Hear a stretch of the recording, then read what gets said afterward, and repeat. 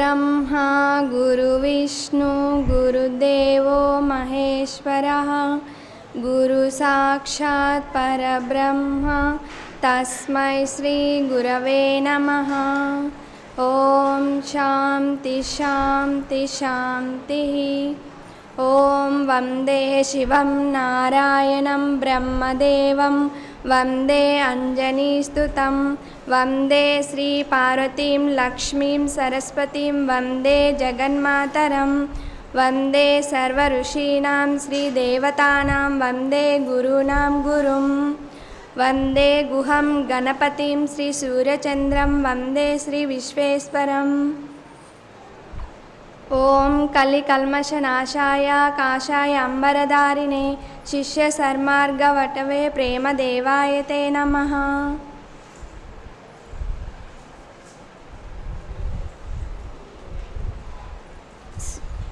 ప్రేమానంద స్వామి శతకంలోని పద్యము.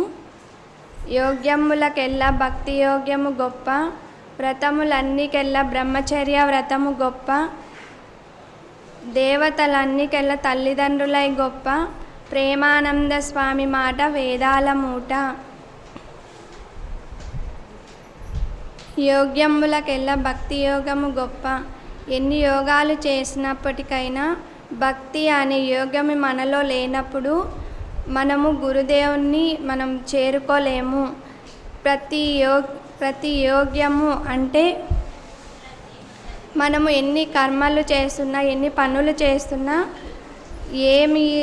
ఎన్ని మనము ధ్యానించినా భక్తి అనే మనము మార్గంలో నడవనప్పుడు, గురుదేవులు మనకు లేనప్పుడు, గురుదేవుల నామస్మరణలో మనం లేనప్పుడు ఎన్ని యోగాలు చేసినప్పటికీ అది వ్యర్థమే అవుతుంది. వ్రతములన్నికెల్లా బ్రహ్మచర్య వ్రతము గొప్ప. మనము ధర్మం చేస్తాం, దానాలు చేస్తుంటాము, ప్రతి మనిషిని ధర్మ మార్గంలో నడుస్తుంటాము. కానీ మనము బ్రహ్మచర్య వ్రతము అంటే మన గురుదేవుల స్వాములాగా బ్రహ్మచర్య వ్రతము మనం చేయలేము. అందుకోసమే అన్ని వ్రతాల కన్నా బ్రహ్మచర్య వ్రతము గొప్ప.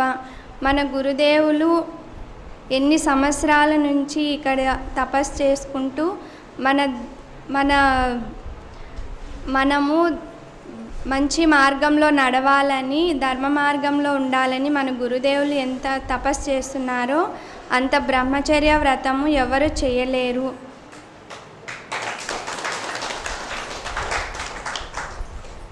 దేవతలన్నికెల్లా తల్లిదండ్రులై గొప్ప. మనము తల్లిదండ్రులను ప్రేమించకుండా, తల్లిదండ్రులను నామస్మరణ చేయకుండా ఎన్ని గుడులకి వెళ్ళినా, ఎన్ని దేవస్థానాలకు వెళ్ళినా, ఎన్ని పూజలు చేసినా అది వ్యర్థమే అవుతుంది.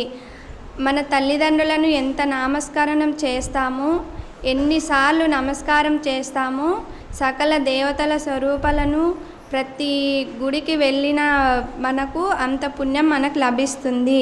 అందుకోసమే దేవతలన్నికెల్లా తల్లిదండ్రులై గొప్ప. ఓం మనసా కర్మణా వాచ సర్వభూతేషు సర్వదా అక్లేశ జననం పూర్వజనన బీభత్వః. మనసు చేతను, వాక్కు చేతను, కర్మ చేతను ఏ మనిషిని బాధించకుండా మనము ప్రతి ఒక్కరిని ధర్మ మార్గంలో నడుచుకుంటూ, ప్రతి ఒక్కరిని మన మాట చేత కానీ, మన మనసు చేత కానీ ఎవరిని బాధించకుండా చూసుకోవాలి. ప్రతి మనిషిని పరమాత్మలాగా చూసుకోవాలి. మన గురుదేవులు చెప్తుంటారు, ఫస్ట్ మధుమాంసాలు మానేయండి, ధర్మ మార్గంలో నడవండి అని చెప్తూ ఉంటారు.